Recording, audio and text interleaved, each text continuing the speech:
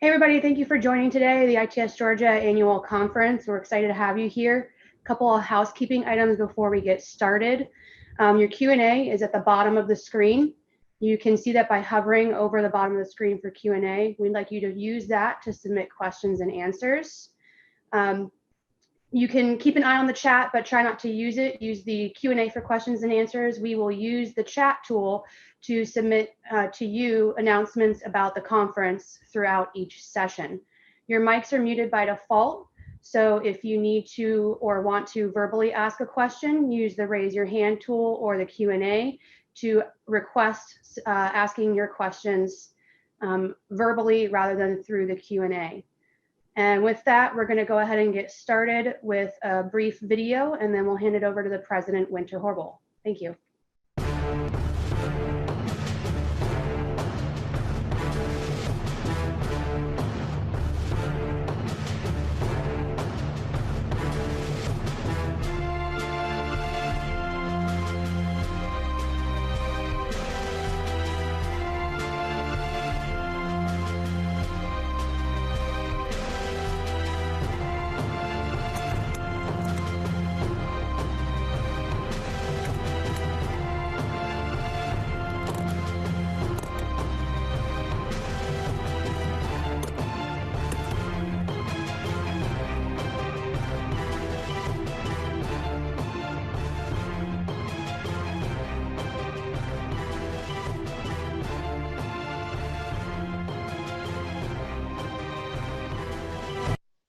Well, that was great, Whitney. Thanks for that nice intro. And hello, conference attendees. Welcome to the 2020 ITS Georgia annual meeting. We are so glad you could join us in our first all virtual ITS Georgia annual meeting. Although it does look a little different from where we plan to be versus where we all are now, I'm streaming live about where the star is on the right picture. We have over 165 registrants, over 24 speakers, and 19 sponsors coming together for this meeting, and we are planning to try again with the Westin at Jekyll Island in 2023. So please put that on your calendar. It should be probably around this time in 2023. On behalf of the officers and the board of directors of the ITS Georgia chapter, I welcome you to participate in this learning experience. Okay, I want to give a shout out to the company conference committee chair with Dino Pampolino from Jacobs as the lead. The conference theme this year is ITS Georgia 2020 Vision, which not only comes from the fact that we are in the year 2020, but there is also a connection in looking back to our 2011 annual meeting. The theme for our 2011 conference was 2020 Vision, Seeing into the Future of ITS, in which our 2011 president, Marion Waters, and his ITS Georgia team described this theme as representing both our need for a clear vision of the future and also targeting a vision for the year 2020. What this group did in 2011 was create a time capsule, hence the video you just saw of me finding this time capsule on a romantic stroll on Jekyll Island. And that was to be open at the 2020 annual meeting. As we go through this conference, we will be reflecting on some of the predictions that different people included in this time capsule back in 2011. Let's now take a look back at 2011. In looking back at 2011 annual meeting, what I found is I got to take a trip down memory lane. And with that, it gave me hope for future meetings, given this year has been anything but normal. I read through the predictions, but what I found so encouraging was looking through the pictures and seeing people together, giving me hope that we will one day get to meet face to face again. When I think back to where I was in 2011, the following comes to mind.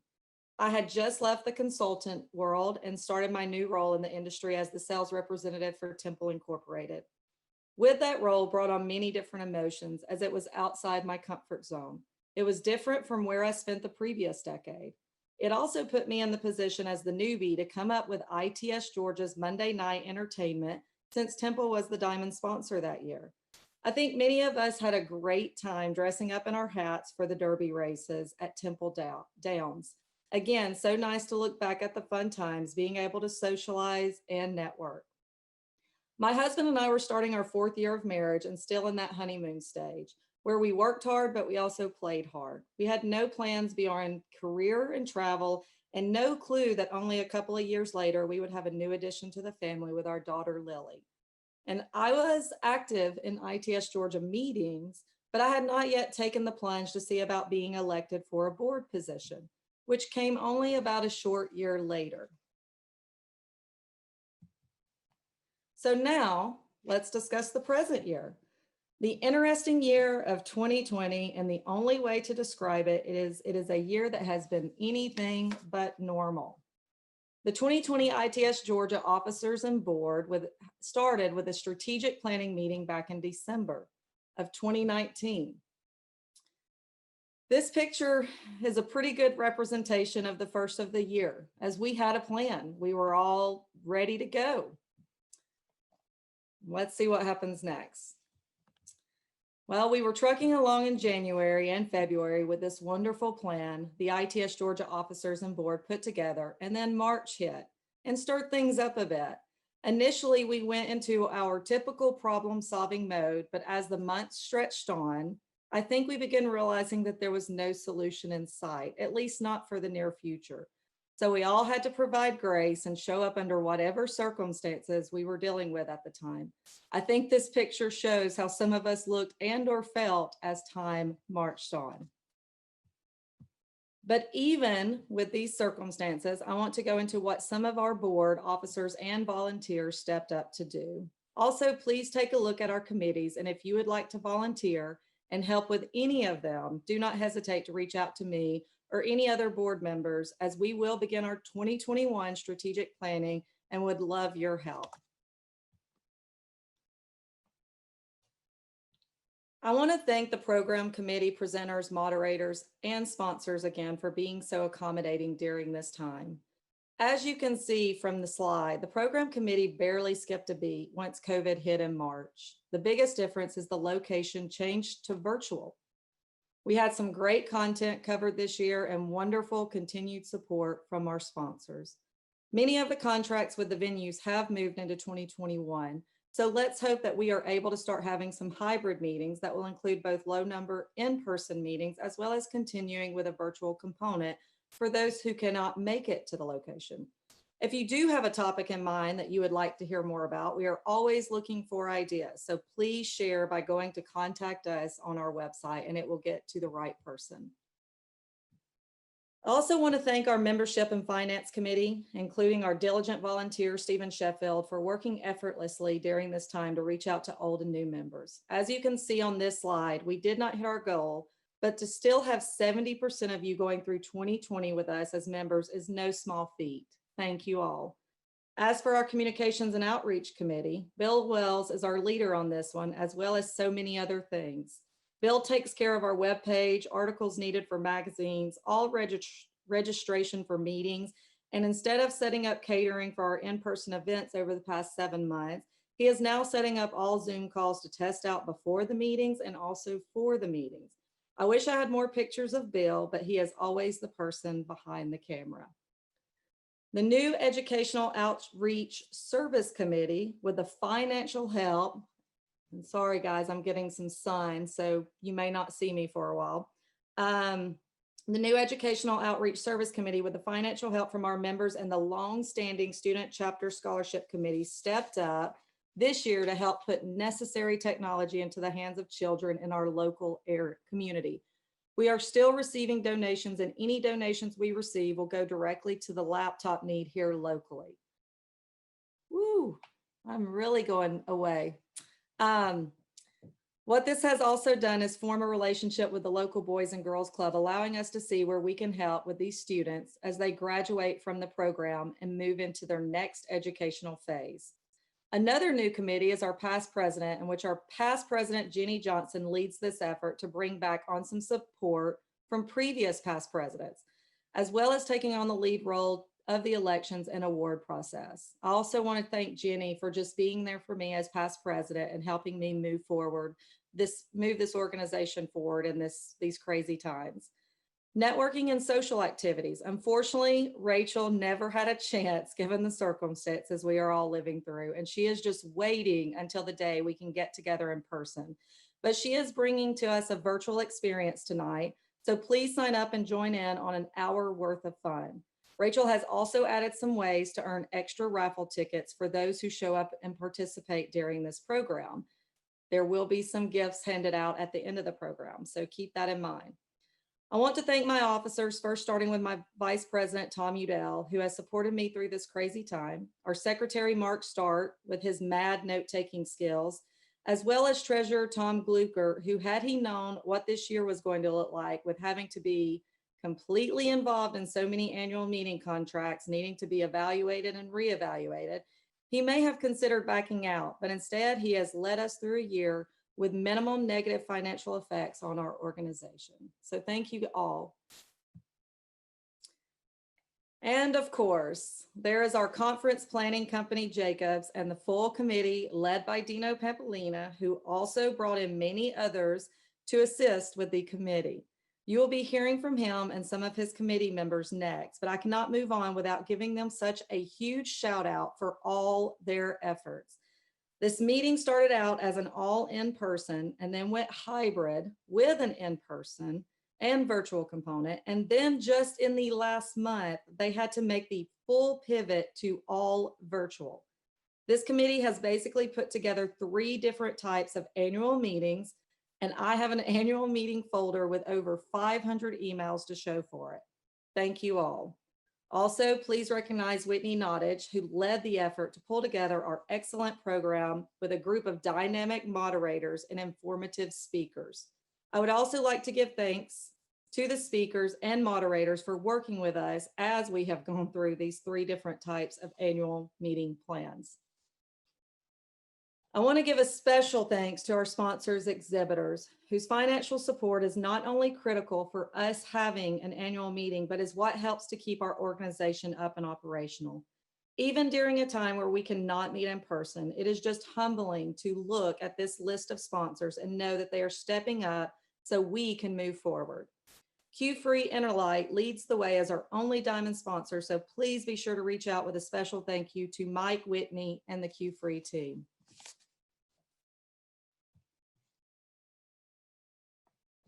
As you can see on this slide, I'm not sure 2020 should even get a 1-star rating, but I do agree with would not recommend.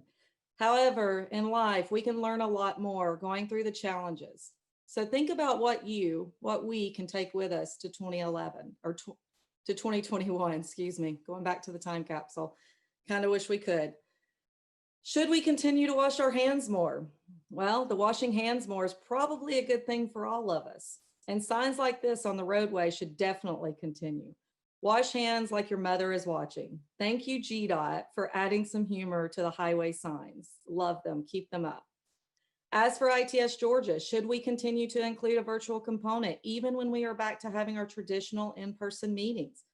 Although it is difficult to truly connect in a virtual way, I do think we should continue, as we do get to be more inclusive of people who are unable to attend in person. I also posted this question on Facebook and believe that some of the comments we can all relate to and even keep as we move into the year 2021. Slow down, simplify, spend more time with family, make time for self-care, relinquish the need for control, patience, and we all need personal connections, even the introverts.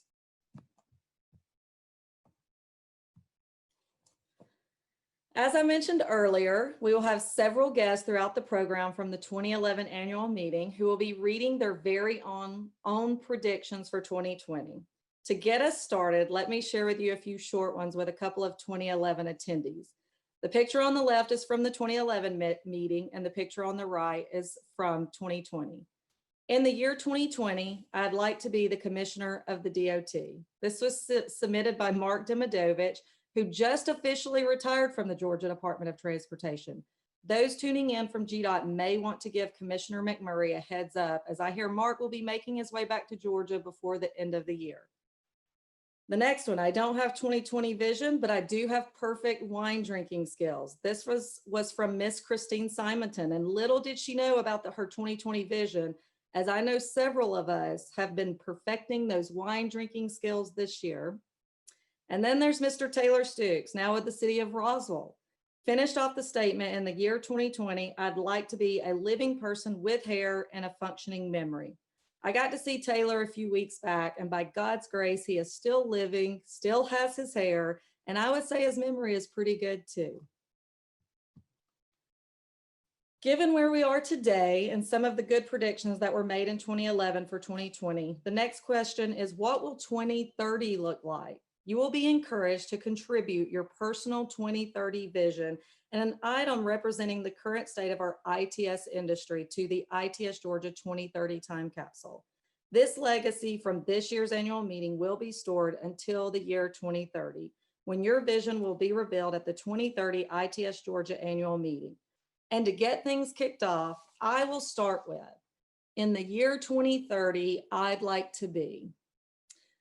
To finish off this statement, let me start off with thinking about the facts. On a personal level, in 2030, Lily will be 16. And oh dear Lord, please help me, as I'm sure I will be stressed completely out. But just maybe, we have all quickly moved the autonomous connected vehicle movement forward, providing a much safer driving experience. And hopefully Brad will still be putting up with me, and we will have celebrated our 23rd wedding anniversary. As for my career, I like the one that many of you wrote back in 2011, retirement and traveling. But if I'm not quite there yet, then there's a good chance I will still be with Temple, if they too can continue to put up with me, as well as all of you. Either way, I hope I'm around when this time capsule is open in 2030. But if I'm not, please open a bottle of champagne or two and make a toast to all of you.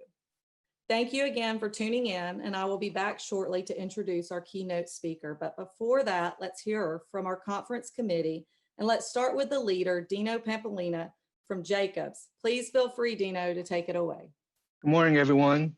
My name is Dino Pampolina, and I am the lucky one to chair this year's annual meeting. So thank you for joining us. As you know, we're going through an unusual time in our country and in the world and around the world, and this has become the new normal.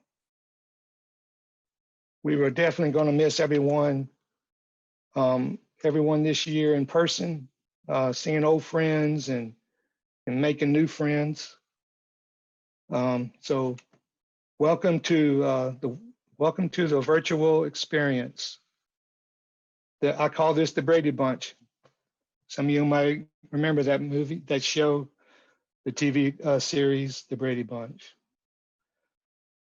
The committee chairs and their teams have put together a great program for us to enjoy, participate, and get some feedback.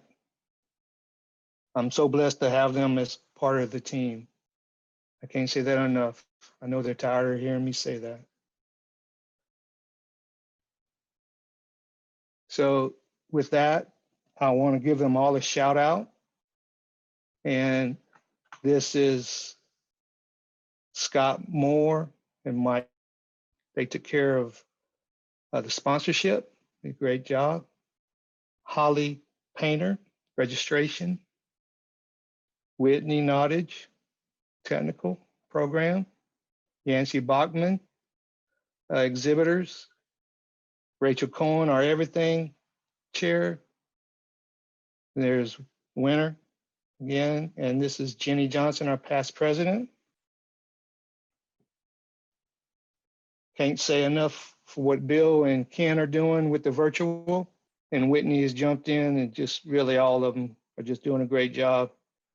And then we have, unfortunately, no golf this year, but Jeff Legg was our chair for that. And so in 2023, maybe he'll be the chair again for that and set us up. We'll have a great round of golf. With that, I'll thank you again for joining us this year. And I'm gonna turn it over to Whitney. All right, so thanks everybody for joining. I'm gonna go over our technical program. Before I get into the actual technical program, I wanna send a huge shout out to the committee. This could not have been done without them. We have Stephen Foy from Paulding County, Gautam Mistry with Arcadis, and Shafiq Shafiqul. Thank you so much for all the time and effort you've put into this committee over the past several months. Also want to shout out to our hosts who are going to be helping make this run smooth today, Paul Sloan, Brianna Bolin, and Tyler Dickerson. And of course, the superheroes of this entire conference are Ken Keena and Bill Wells, who are running everything in the background, making sure that the videos play and setting up our practice sessions with the speakers. That's been a huge help for everyone. And it's also keeping us all sane throughout all of this planning. So now for our technical program. I think we have a really good technical program today or this week. And so we're starting today with our opening session, and we're going to have Andrew Heath join us later in this session with the GDOT Traffic Ops Strategic Vision Update. Sticking with the 2020 vision theme, session 1 at 10 a.m. is Bird's Eye View, which will cover ITS happenings around the state. Session 2 is Satellite Vision, which will cover ITS happenings around the country. Session 3 is Farsighted, looking into research, data, and the future of ITS. Session 4, which is Tuesday morning, is Peripheral Vision, and that will be a connected vehicles panel session. And then session 5 at 10 a.m. tomorrow is Double Vision, which is going to cover ITS topics across the spectrum. We'll close up tomorrow right around lunchtime with our raffle and some closing remarks from the president.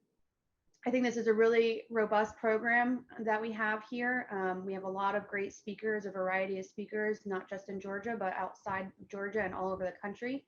So please be sure to join every session you possibly can. Looking at our time capsule, the time capsule's already been mentioned quite a few times. As soon as that video played, the time capsule did go live.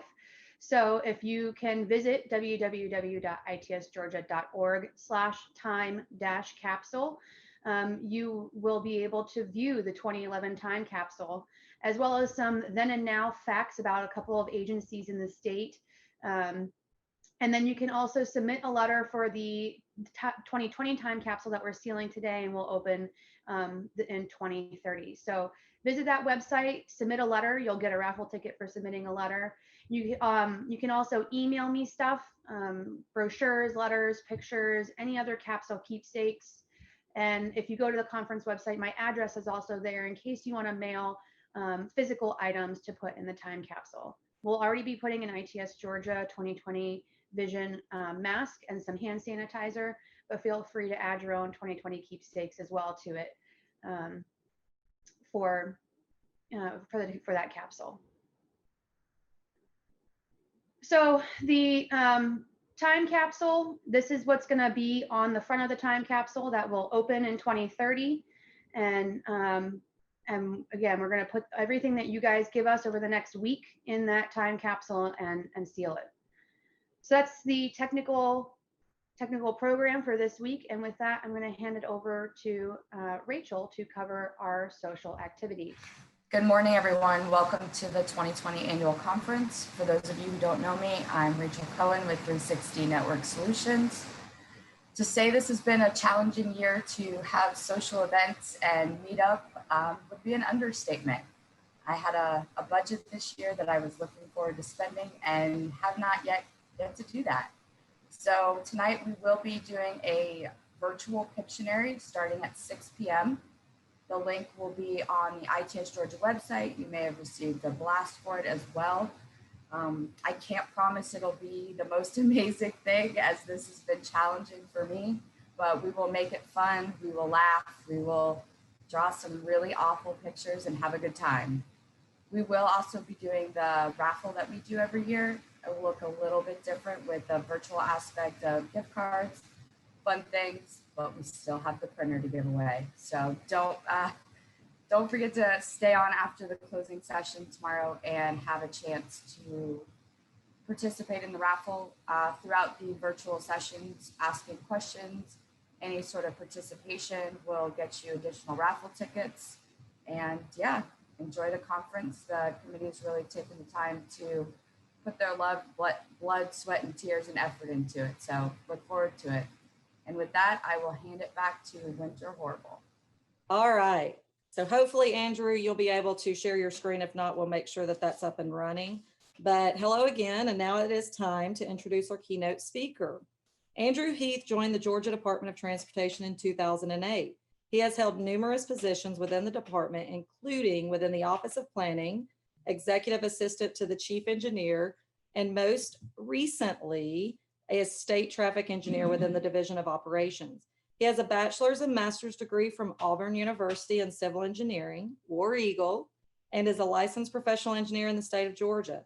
I asked Andrew to give us some information on what he was doing in 2011, what he is up to these days in 2020, and where he hopes to be in 2030, just to keep the theme going. In 2011, professionally, Andrew was working in GDOT's Office of Planning, preparing and developing the program for the upcoming 2012 TIA referendum, if anyone can remember that. Personally, he was living at the same house in the Grant Park neighborhood in Atlanta and was fortunate to place second in the Georgia Publix Marathon that year in a time of 2 hours and 34 minutes. Presently, Andrew Heath is the State Traffic Engineer within the Division of Operations and is also very excited to be a new dad with a 1-year-old, keeping them on their toes. In 2030, he hopes he will still be with the department, given they are willing to keep him around. Andrew says he would love to still be involved in transportation operations and experiencing firsthand the impact of changing technology and its continued disruption, in a good way, of course, of the transportation sector. So with that, remember to submit any questions and answers. I wanted to just remind everyone of that, and I'm going to sit here and try to moderate that and look for those questions and answers. So you can, if you know my number and my text number, I'll look at my phone too. But also, let's just get going. Thank you, Andrew, for being our keynote speaker and informing all of us on GDOT Traffic Ops Strategic Vision Update. Andrew, take it away. Good morning, everyone. Again, it's a pleasure to be with you. Before I begin, I'd like to start off by thanking ITS Georgia, thanking the program committee, technical committee for pulling this off. I know it hasn't been an easy year, going from full in-person to hybrid to just within a month or so, full virtual. I'm sure has been very challenging, but really appreciate your efforts and really appreciate the invitation to speak with you this morning. I'm fortunate enough to give an update on what we're doing at Georgia DOT in traffic operations, specifically focusing on the ITS TMC side of the house.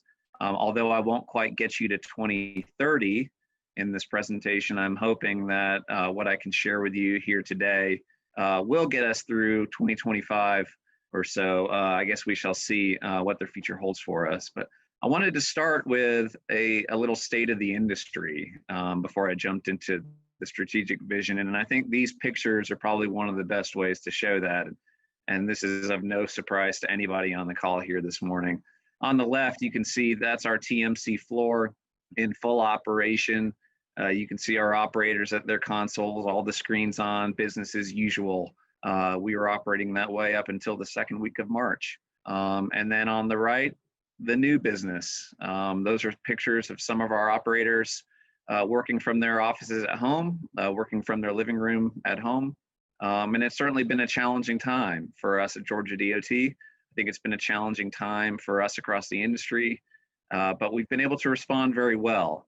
And I want to kind of transition this challenge into something that I saw happen this past year that I consider to be a very strong positive for the state of our industry in particular. This chart shows the traffic volume trend over the last year, dating back to March through just a couple weeks ago, and how the public in Georgia responded to the ongoing COVID-19 pandemic. You can see two lines there that are rather jagged, one being vehicle traffic volumes in terms of percent from normal on state routes, and then another line showing traffic volumes related to percent from normal on interstates. And you can see around early April or so, we really bottomed out at 50 to 60% down from historic normal. And then a slow but sure steady tick back up to where we are currently, about 10% down across the state. Not quite normal, but getting there. We've seen traffic volume rebound, and really kind of depending on where you are in the state, we've seen it rebound in different ways, where volumes have remained lower in urban areas in the metro Atlanta area, but have essentially come back to normal, if not above normal, in some of the rural areas of the state. We've also seen changing patterns in these volumes, that not only is volume a little bit down still, but every day kind of looks like a Friday. We see very low volumes in the AM periods. Essentially, the AM peak does not materialize like it used to, and then continues to grow throughout the day to the point of having a pretty strong PM rush hour, sort of what we're used to seeing. And we look at this and think about, okay, what are the operational impacts of this data? What is traffic doing, and how do we need to react as operations folks in dealing with this change, with this challenge? Our budget folks look at this very differently. Georgia DOT's budget is primarily built off of state motor fuel tax receipts, which is a consumption-based budget tool. When people go buy gas, part of what they pay for are gas taxes that go into GDOT coffers for us to go about our business, building, maintaining, and operating the roadway system here in Georgia.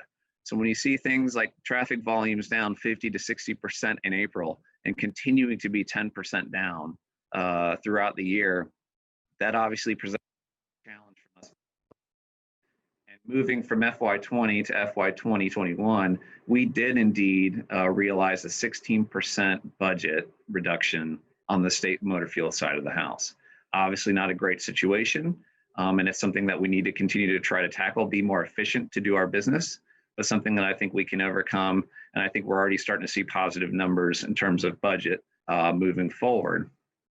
But getting a little bit more into the detail, this is a slide that I stole from our treasurer, who presented this to our state transportation board, showing where that budget reduction would come from. And everything you see on the left are various programs across the department, whether it be capital construction, funding some of our roadway and bridge work, capital work, or capital maintenance, some of our resurfacing work. You can see the various categories there. Well, I want to bring your attention down to the second to last item here at the bottom, traffic management. That is the state motor fuel budget category that funds the vast majority of the work that we do in the operations division and within traffic operations for Georgia DOT. I want you to take a look at that change that we realized within our operations budget. You can see the scale of the reduction is very small compared to some of these other categories. And I think that's a very critical thing to realize. That didn't have to be that way. This was a decision made by executive management at Georgia DOT in working with the legislature to try to understand where to take this budget reduction from. And we came out with essentially a 0% reduction, or less than 0.1% reduction in what we realized. Those dollars that you see in the change, the reduction, that's going to come from our internal office budget. It's going to hit some of our travel budgets, things of that nature, but it will not impact any of our programs, any of our projects that we have ongoing. We are not expecting any change whatsoever in 2021. And I think that shows the value that our office brings, the value that our industry brings. It shows that folks see this work that we do as indispensable, as extremely valuable to the public, and it shows the good things that we're doing as an industry across the state. So although we're living in tough times, I think we've demonstrated and will continue to demonstrate the strength of our industry, and that the strength of our industry remains a very positive thing for Georgians. So let me get into the strategic plan update a little bit. 5 years ago, I think some of you were probably at this session. This was down at Callaway Gardens. I got to do this. So I did this for the first time, where I presented a 5-year visioning plan for traffic operations. You can see on that slide some of the things that I was talking about at the time. This foreign concept of connected and autonomous vehicles. What is that going to mean? Things like automated incident detection. How is that going to work? But I was fortunate to give an update on where we thought we were going back in 2015 and moving forward into 2020. So this is not the first time I've done this, and I really appreciate the invite back to continue this discussion moving forward from 2020 into 2025. Here was our vision at the time. And you could see it there. I won't read it off for you, but essentially, this is what we internally as an office between GDOT management and GDOT staff at the TMC came up with about where we wanted to go. Back in 2016, you could see things like pioneering technology, working in partnership. I think we've done a great job at doing that over the last 5 years, and those are some of the themes you're going to see continuing in our strategic vision update moving forward. But it's been a challenging 5 years. I want to bring these pictures back up for you here, just to, again, highlight that challenge, where we are now, living in a new normal with the ongoing pandemic. But this is certainly not the only thing that we faced over the last 5 years. A little thing known as the I-85 bridge collapse that happened a few years ago, certainly a challenge that this industry had to stand up and respond to, and did a tremendous job, gained a lot of national attention at our ability to manage and react to changing traffic conditions through that event. We've been hanging some of these things, just a few of them across the region. You can see that roadside unit on that arm there sticking out. We've become, in my opinion, the national leader in connected vehicle technology deployment at both the state and local levels here within the state of Georgia. Very impressive things going on in that regard. We hosted a Super Bowl. Got really strong results, really strong accolades from the media in terms of the traffic response, the traffic management plan in dealing with this event as it went on. A very successful highlight to the region and to the city of Atlanta. We hosted a transportation tech showcase, which, believe it or not, was actually this year. That kind of blows my mind. It feels like that was about a decade ago, but that was actually in 2020. Where we were fortunate to have the governor, lieutenant governor, and our commissioner come and speak and highlight some of the things going on in the state of Georgia from a technology perspective. Oh, and we had a little thing called Hurricane Irma, which really served as a catalyst for a lot of things we have going on from a fiber management perspective, from a broadband expansion perspective. We had, I believe the number was upwards of 5 million Floridians evacuate from Florida into Georgia during that event. The largest evacuation out of the state of Florida in history. That also occurred during the last 5 years. So the question then becomes, how did we do? We presented a 5-year plan, and we did it at ITS Georgia 5 years ago, and we talked about specific goals and specific action items that we wanted to accomplish. Well, here's our report card. We wanted to come back to you guys in particular to show what our results have been over the last 5 years. And you can see in the screen a lot of check marks, which I consider to be very positive. From doing ramp meter designs to CCTV construction, some quick response ramp meters and design manual changes. You can see continued updates of our ITS design manual and specifications that industry has been very helpful to us in updating. We decided to shift gears a little bit. We were considering at the time trying to embark sort of a regional testing and acceptance type process, working with other state DOTs. That's not off the radar, but that's just something that we have pushed off for the moment. We have procured and are deploying a brand new ATMS software. And you can see some of the pilots and other projects that we've embarked upon with automated incident detection along multiple corridors, ITS expansion on US 80 down in Columbus. We got involved in the SPAT challenge, and then we continue to accelerate into the connected vehicle environment through multiple regional programs. We launched CHAMP 5 years ago. Believe it or not, that program didn't exist. And now it is already rapidly becoming a very storied program, just like the HERO program here in Georgia. And you can see we have done incredible things in the traffic signal realm through ATS-PM deployments, statewide signal communication. Oh, and back then we were just getting started with our statewide software upgrade through our partners with Keyfree and Inlight, which we are now rapidly bringing to a close with full state deployment, which has been tremendous. Continued exploration on statewide broadband and what we're doing there. Those discussions continue and are still underway. And then publicly available performance dashboards. I do want to highlight and give major credit to both Matt Glasser and Alan Davis on the signal and performance dashboard perspective. They were recently named national award winners from the National Operations Center of Excellence, which is an organization linked to AASHTO They receive the overall award for what they're doing on a data perspective. And we're fortunate to have sort of a fireside chat with the executive director of ASJO just the other day. Tremendous accomplishment by them and their teams and what they're doing on the signal and data perspective. So it's 2020, it's time to look at it again. And I thought maybe the best way to approach this was to show our office structure.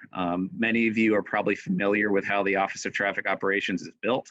Some of you may not be. And you can see that we're a fairly siloed organization within traffic ops, 4 major groups, freeway operations, arterial operations, incident management, meaning HERO, and then you can see safety and permitting.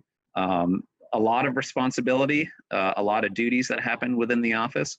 But one of the main questions we always get from industry really is, where's your TSMO group?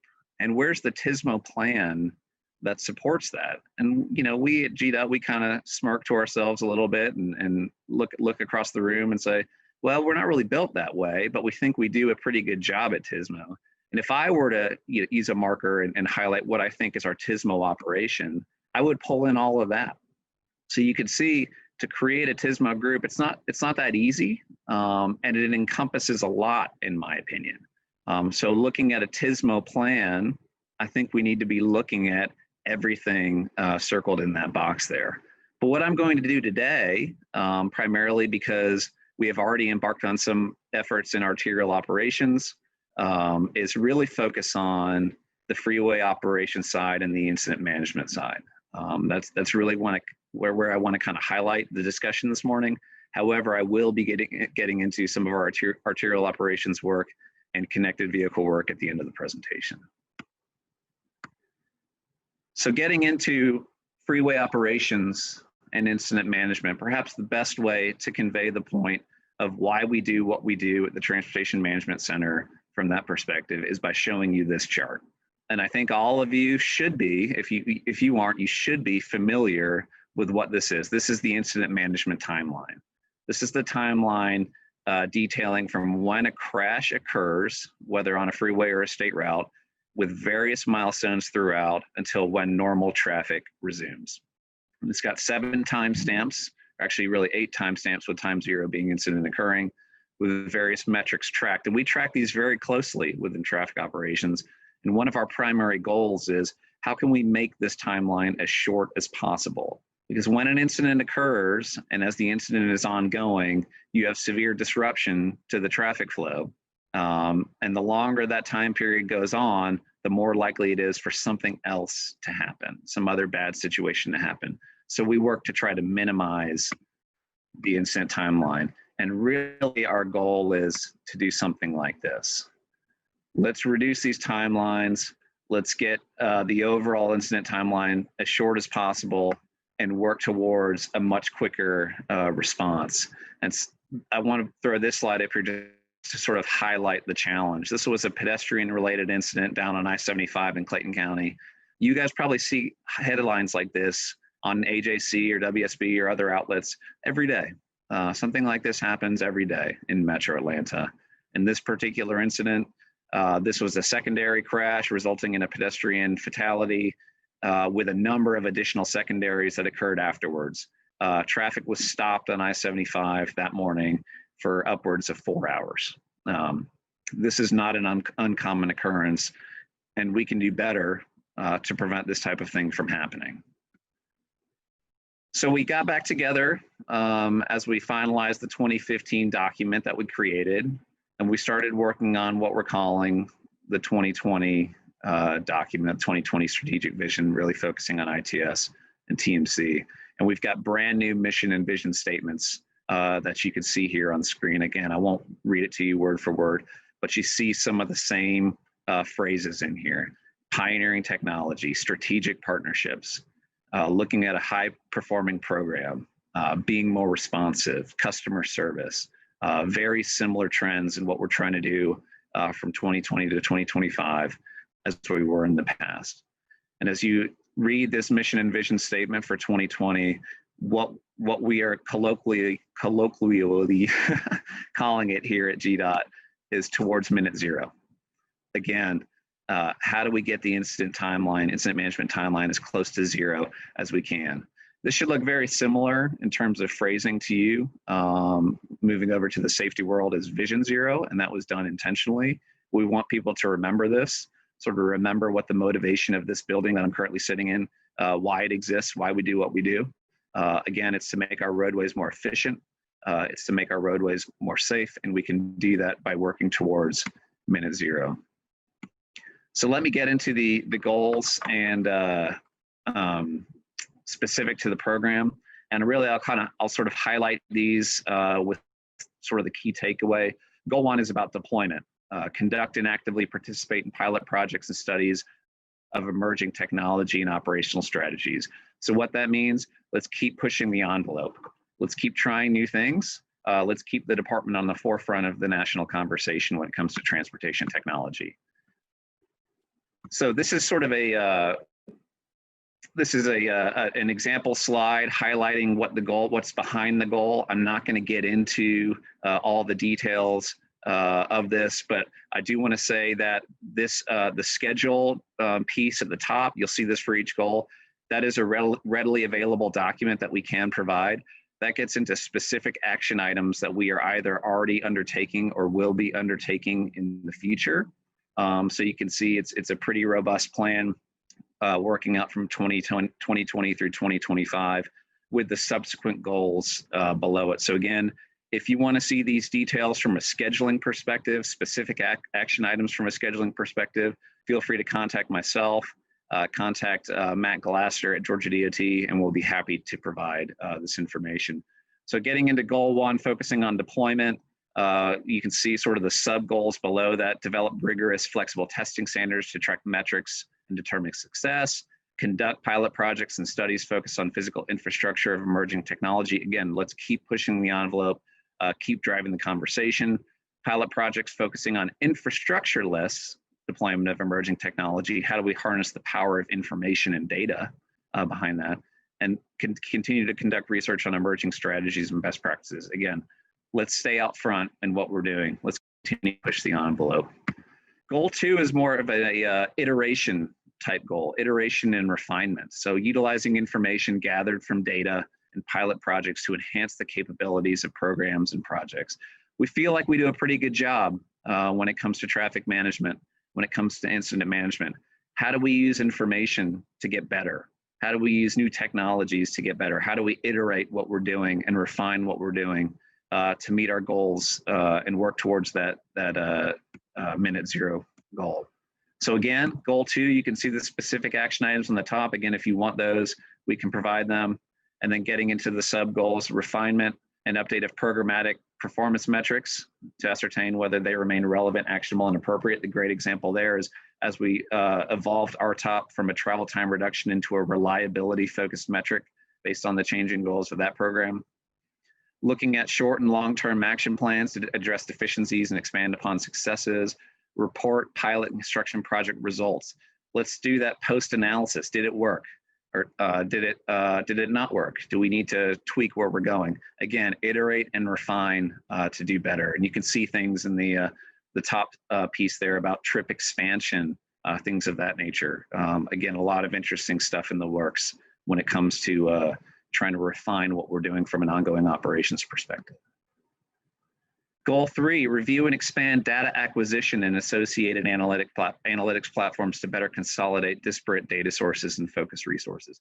How do we harness the power of data within transportation technology? And we really want to dive into this area over the next 5 years. I think this is going to become a critical aspect of what we're doing.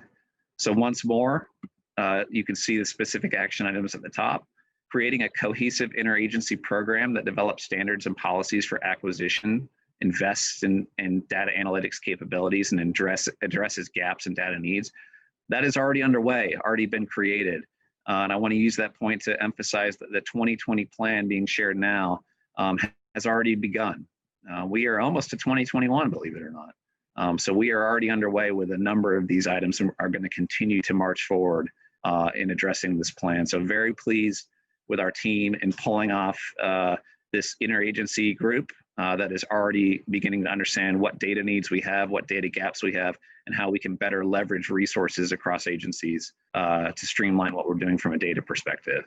Reviewing existing software platforms to ascertain needs, overlaps, and unnecessary duplication, again, getting towards efficiency on the data side. Then goal 4 is focused on validation. How do we take a step back and take a look and say, are we doing what we think we need to be doing? Are our strategies that we're deploying working efficiently and effectively and driving the department forward? Once more, this is getting in, you can see the specific action items. This is getting into our specifications, standards, and manuals that we produce and publish and that many are reliant upon. Really want to highlight the support and help from industry in doing this. This is a lot of technical documentation that is not easy to review, not easy to push out, and not easy, certainly not easy to get buy-in across industry. Again, looking at post-analysis findings to inform guidelines, specifications, and design details. So validation on what we're doing. Let's march forward, but let's continue to look back to say, are we going where we think we need to be going? And then completing a system-wide audit of the physical navigator system, which is already underway through our ITS maintenance contract. And then finally, goal 5, consolidate and enhance educational opportunities to expand the professional capabilities of all members in the TSMO community. That's all of us. One of the most challenging things about living in this time of transportation technology disruption, is all of the new things that are constantly being introduced, all of the new terms, the new concepts, and how do we ensure that we're all on the same page, that we all know what we're talking about, that we as an industry are representing ourselves well. And that's accomplished by education and training, both internally and externally. So you can see, again, specific action items that we want to accomplish, but this is getting into investing in new education programs like remote training, tutorials, modular guides to meet the needs of all users. And I have some specific challenges in this area that I'd like to share as I get to the end of the presentation. Develop a publicly available training calendar. This is something we need to do better as Georgia DOT, developing a robust training calendar, training opportunities for ourselves and our employees and staff within the organization, but also externally with our industry partners to talk about what we're doing, to share what we're doing, to get us all on the same page as we try to move forward as an industry together. And then actively encouraging interagency and consultant development and participation in traffic incident management, software, big data, all these things. Let's look at these things together in partnership. Again, trying to use that word. We see ourselves as part of an industry. The stronger our industry is, the better off we're all going to be. So that's the high level of our 2020 strategic vision update with goals and action items. Again, if you want any of that supporting detail, we are happy to share it. But I do want to quickly talk about a prior effort that was undertaken on the statewide arterial side, going back to our office structure. Last year, we undertook a visioning exercise, again, getting into specific goals on what we're doing from an active management perspective with traffic signals and statewide arterial operations. And you can see the mission statement there at the top with the subsequent goals below, driving what we're doing on the arterial side. And many of you have gotten updates from Alan Davis and Kate Sheeran on this topic over the last year or so. Really great work from them. They continue to push and evolve these programs, making sure they stay relevant, making sure they stay efficient, and they're best serving the public in Georgia. We can best encapsulate all of this work for statewide arterial operations into the rebrand of the RTOP and RITSO programs, now known as SIGOPS, powered by GDOT. Very cool work done by our communications office to put a professional look and feel and sort of a statewide umbrella on top of what we're doing from a signal management perspective. So really excited about those opportunities coming up here this year. Really excited to see where that program evolves to and how we continue to push and position ourselves nationally in a leadership perspective with signal operations. And then finally, looking at what we're doing from a connected vehicle perspective. And I really like this slide that Alan Davis has created, showing our vision for the Georgia connected vehicle ecosystem, really kind of sitting in the middle there, creating a baseline connectivity platform that enables infrastructure for broad applications, whether it be transit related, V2V, V2I, freight related, TIM messages for roadway issues, work zones, looking at things like priority and preemption, designed around national interoperability, using tested use cases, conforming to national standards, and having it be open access. Again, a baseline connectivity platform that, what I like to say, others can take advantage of and tailor to their own uses.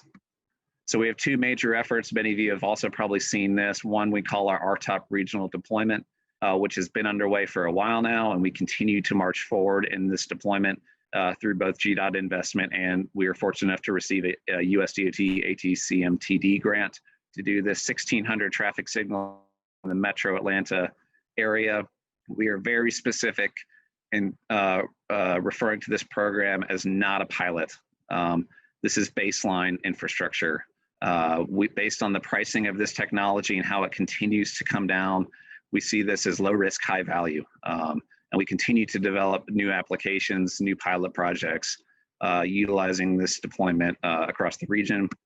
And then very excited to be moving into the second regional connected vehicle program to bring locals on board with what we're doing. We're calling this the ARC Regional Connected Vehicle Program, utilizing both DSRC and CV2X capability. Very similar approach of a multi-phase, multi-year program targeting at minimum 1,000 intersections across the region. That program is just now getting underway. We're very excited to have two regional deployments underway at the same time to really position Metro Atlanta and the state of Georgia as the primary and premier connected vehicle state in the country. But I think there's still work to do. I shared a lot of information in these plans and this work that we've had underway. But again, going back to the structure and that question we get all the time, where's the TSMO plan? We've got good plans from a freeway perspective, I think, from an arterial perspective. So the question now becomes, how do we bring it all together? How do we blur the lines between what we're doing on an arterial perspective and an interstate perspective? Because it's all one roadway network. It's all one transportation system, and the public only views it as one system. They don't view it as arterials and freeways. They view it as one. So we need to do that. We need to figure out, how do we blur those lines? How do we bring in safety and permitting? Kind of an outside group, I'll call it that, within the office, looking at it from a different lens, a different perspective. I think we can interweave what they're doing, bring in that safety perspective on top of what we're doing from a management and operations perspective. So I think these are some of the items on our to-do list. We need to bring it all together, and we need to continue to march forward for one cohesive vision on the operations side of Georgia DOT. And we're excited to continue to move forward in accomplishing that. I really like that picture. It's very simple, but if you don't have any goals in terms of what you want to accomplish, going back to moving forward, then you're not going to accomplish anything, and we're going to continue to stagnate, and we will stagnate. So to leave you and continue you guys on into the rest of the conference, a quick challenge, and probably best phrased with these two graphics here. First being 50 for free. And this is getting towards education and training. So the challenge to industry is, how can we as an industry, whether Georgia DOT, whether a consultant firm, whether a contractor, you name it, how can you identify and provide a training or educational opportunity to your peers for free? And I challenge the industry to try to identify and conduct 50 opportunities to better expand the knowledge base of our industry over the coming year. I think that's a challenge we can easily do. We just need to be cognizant about trying to do it. And then the last 75-25, that's a goal that we have on the incident management timeline, sort of bringing it back together on why we do what we do, to reduce the incident management timeline using our operational strategies, using new technologies by 75% through the year, by the year 2025. So I hope that in 5 years, I'm fortunate enough to be able to give a similar update, similar new visioning update to you guys, And one of the check boxes that I hope to have a nice big green check by is that 75-25 challenge, that we have reduced the incident management timeline and made the roadways that much safer by 2025. So with that, that concludes my remarks. Again, thank you very much for having me. I hope you guys have a wonderful rest of the day, wonderful rest of the week, and enjoy the virtual conference. Thank you very much. All right, thank you, Andrew, with that update. And I really love that you left it with a challenge. So I'll definitely be bringing that back up to our attendees and stuff at the end of this conference and everything to remind them of this challenge. We do have a question at the moment, but let's take a break while you guys all get to start inserting your questions into the Q&A chat box. And let's hear from our Diamond sponsors. And when we're back, we'll start going through the questions, if that's okay with you, Andrew. Hey there, thanks for joining us at the ITSGA annual meeting. We're Q-Free. We're a global team of engineers, innovators, tinkers, and total traffic geeks. We connect people, data, and communities through intelligent traffic management and tolling solutions.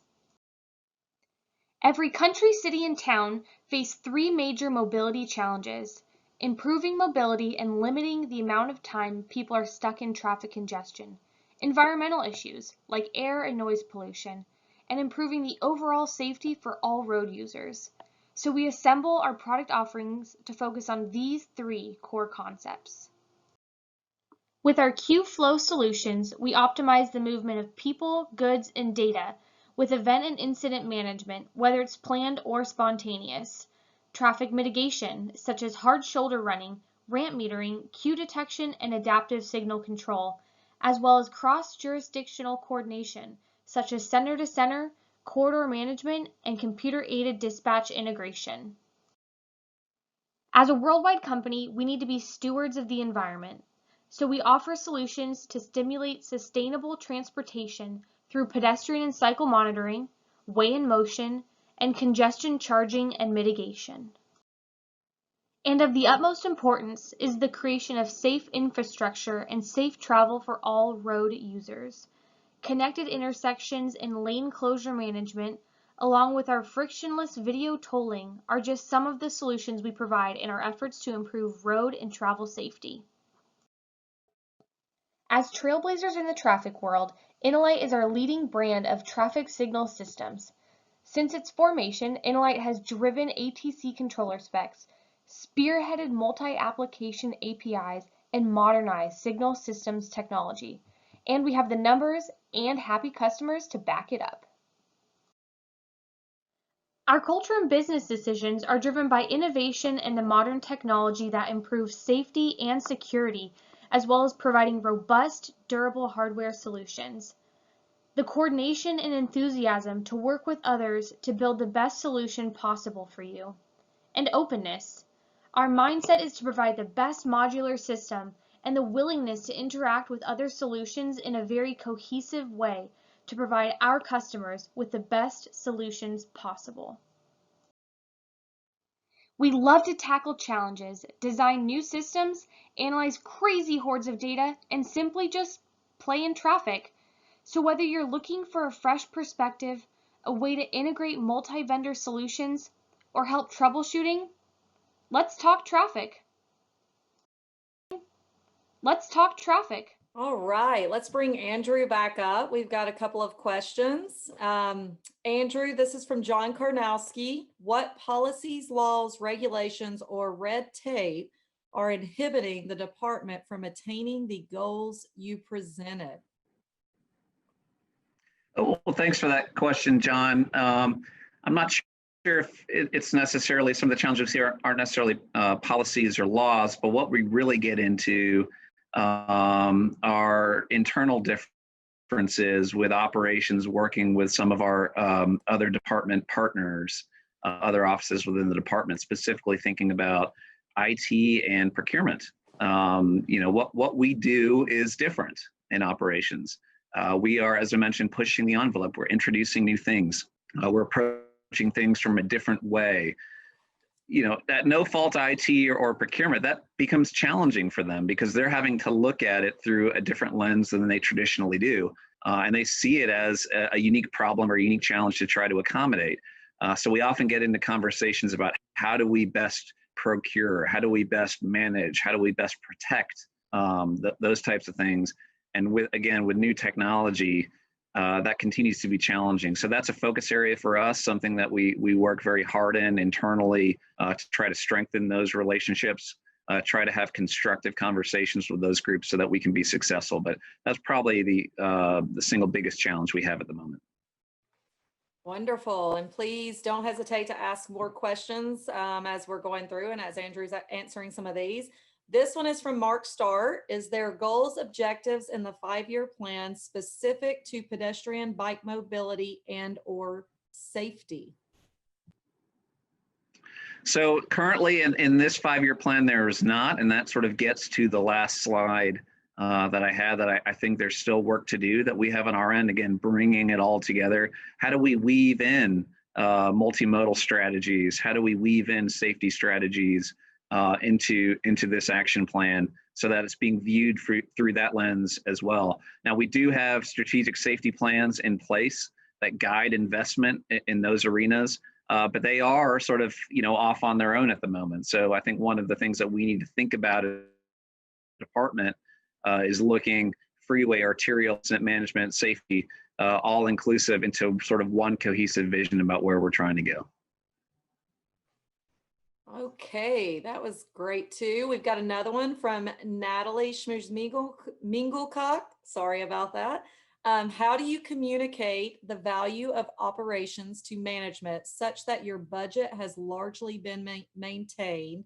And then the second part of that is, how have you been successful in doing this? That's a great question, Natalie, and thank you. I think it's performance driven. It's showing what we're doing and holding ourselves accountable to it. So it's the establishment of objective metrics that we have behind all of our programs, objective targets that we have behind all of our programs that define the value and that define success. So that we can show both internally and externally, here's why we're doing what we're doing, here's how it's bringing value to the department, and here's how we're going to continue to move forward to get better. I think having that sort of robust program behind it is critical. Otherwise, a lot of questions come up about, what are we really doing? Why are we doing these things? So I think that's first and foremost. And then I think secondary to that, and I have to give a lot of credit to our Division of Strategic Communications, it's using that information then to tell our story, to show the successes. This industry broadly has a tremendous success story that happens, at least one, every single day. Great things happen every single day. Somebody's life gets easier by the things the people that are on this conference call do. It makes somebody's life better every single day. So how do we tell that story? And how do we drive that conversation in a positive way? I think once you sort of got that dialogue going, it continues to drive that message of value. And I think that ultimately leads into, the public, our executive management, the legislature, folks like that, seeing these programs as indispensable, that we need to continue to invest in these things. We've been successful so far, and we want to continue to be in that position moving forward. Okay, I'm not seeing any questions at the moment, but I'm just going to go through a couple of notes just in case anyone may want to submit a question while I'm doing this. First of all, please visit our Diamond Sponsors link. It's in the chat box. They have a virtual booth during vendor breaks throughout the conference, and you can join their mailing list and get any additional entry into the conference raffle also when you visit some of these virtual booths that we have, as well as Q-Free has a raffle. So I just want to throw that out there, giving away 2 $50 Amazon gift cards. So go in, learn more about our Diamond sponsor there. Additionally, let's see, I want you to sign up for Pictionary tonight. Apparently this was a big hit at the ITE Summer Seminar. So I know some of you guys at the IT Summer Seminar requested it to happen again. So please sign up for Pictionary. We're going to be very cognizant of your time, and it will be for 1 hour. So just a time to socialize a little bit and let loose in this virtual way of doing things. And then last, I guess with that, Andrew, I'm not seeing any other questions come in. Like Andrew mentioned, he's available as well as his team to answer any questions that you guys, the attendees may have. So don't hesitate to reach out and learn more. And again, Andrew, thank you so much for this update. This was great. A lot of good information there. Like I said, I love the challenge. So I need everyone attending and all of our members of this organization to think about that challenge that Andrew put out there regarding education. And as I think that's necessary. And last but not least, join us for session 1. It's the bird's eye view, and it will be at 10 a.m. to learn about ITS happenings around the state. So please, we hope to see you all again at 10 a.m. And thank you again, Andrew, for being our keynote speaker to start off our first all virtual annual meeting. Thanks, everyone. Thank you.